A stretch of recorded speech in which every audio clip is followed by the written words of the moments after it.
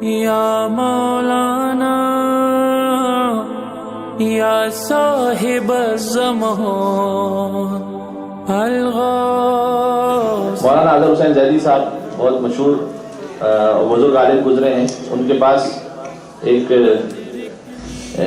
Christian father جسے کہتے ہیں, آپ عالم سمجھ لیجیے, تو وہ آیا کرتے تھے ایک زمانے میں لاہور میں, اور جتنے بھی چرچز تھے تو وہاں سے جو پاسٹر یا فادر جو ڈگریز لیتے تھے تو انہیں آ کے وہ ڈگریز تقسیم کیا کرتے تھے. ان کا نام تھا ولیم, فادر ولیم انہیں کہا جاتا تھا.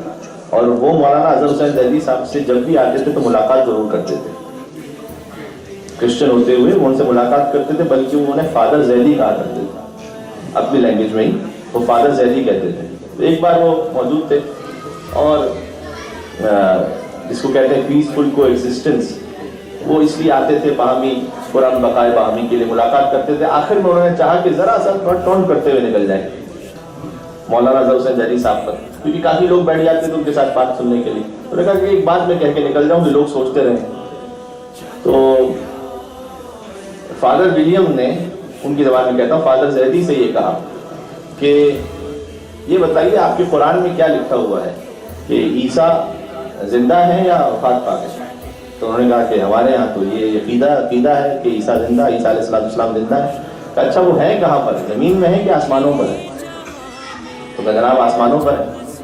تو کہا جو آپ جن کے منتظر ہیں وہ زمین پر ہیں آسمانوں پر ہیں؟ وہ تو زمین پر ہے. اور البتہ کچھ کتابوں میں یہ باتیں آ گئی ہیں کہ جو انتہائی غلط منسوب باتیں ہیں جن کا حقیقت سے کوئی تعلق نہیں, اور میڈیا چینلز پر بھی کچھ باتیں ایسی آتی ہیں کہ شیعوں کا عقیدہ یہ ہے کہ ان کے امام سامرہ کے ایک سرداب میں چھپے ہوئے ہیں اور جب ان کا ظہور ہوگا تو وہاں سے ظاہر ہو جائیں گے. اور شیعوں نے اس سرداب کے باہر کچھ گھوڑے بھی تیار کر کے رکھے ہوئے ہیں تاکہ جب امام آئے تو یہ کتابوں میں باتیں لکھی ہوئی ہیں کہ اپنے امام کی مدد کر سکیں. ان باتوں کا کوئی تعلق نہیں ہے, حقیقت سے دور دور کا کوئی واسطہ نہیں ہے. اس لیے کہ ہم ضرور یہ سمجھتے ہیں کہ امام پردہ غیبت میں ہے. البتہ ایک اور تصور اور بھی ہے کہ جو مصرع ایک شاعر کا ہے کہ آنکھ پر پردہ پڑا ہے وہ کہاں پردے میں ہے.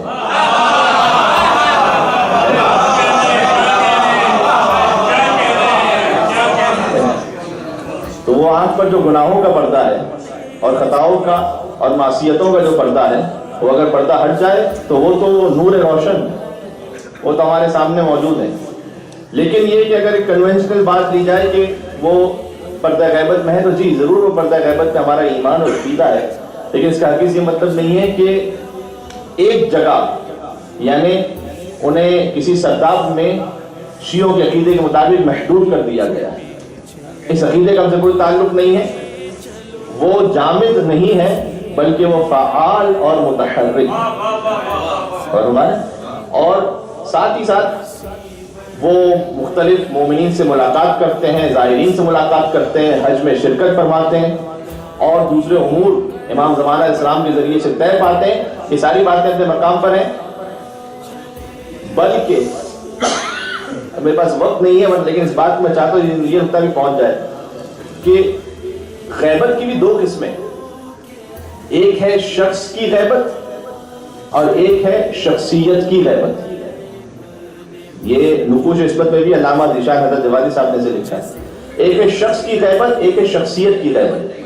شخص کی غیبت کا مطلب کیا ہے کہ جو سامنے خود ذات ہے وہ موجود نہ ہو, غائب ہو, شخص غائب ہے.